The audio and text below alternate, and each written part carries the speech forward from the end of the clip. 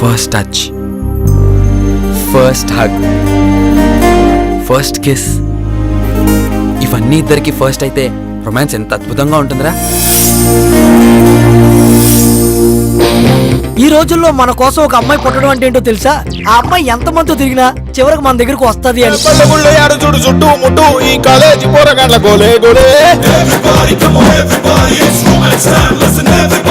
గురుగుడు గుంజమంటూ చూసి చూసి మా చదువు సంకనాకి పోయే పోయే. అందమైన అమ్మాయి కనిపిస్తే లవ్ చేయాలనిపిస్తుంది కానీ ఫ్రెండ్షిప్ చేయాలనిపించింది.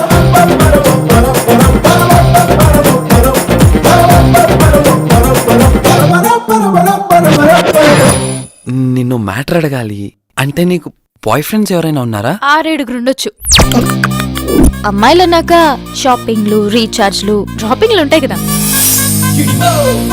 మేమేమో మీ కళ్ళు చూసి లవ్ చేస్తాం, మీరేమో మా మమ్మల్ని పార్కులు కానీ పబ్బులు కానీ సినిమాలు కానీ తీసుకెళ్ళి లాగించేస్తుంటే ఏదో బ్యాలెన్స్ చేసుకోవడం కోసం ప్లాన్ చేసుకున్నాం తప్ప. ఇంతకీ ఆ మ్యాటర్ కోసం ఈ అమ్మాయికి ప్రపోజ్ చేయటం ఎలా? ఆ అమ్మాయి ఫ్లాష్ బ్యాక్ లో ఎప్పుడైనా కంట్రోల్ తప్పిందేమో కనుక్కోండి. ఆ మ్యాటర్ ఆడవాళ్లలో ఎవ్వరికి జరిగినా నిజం చెప్పరే. అంతెందుకు, నువ్వు చెప్తావా? నాకేం అవసరం, నేను చెప్పను. 1+1 ఆఫర్ లాగా వాడికి అది కావాలంట ఇది కావాలంట.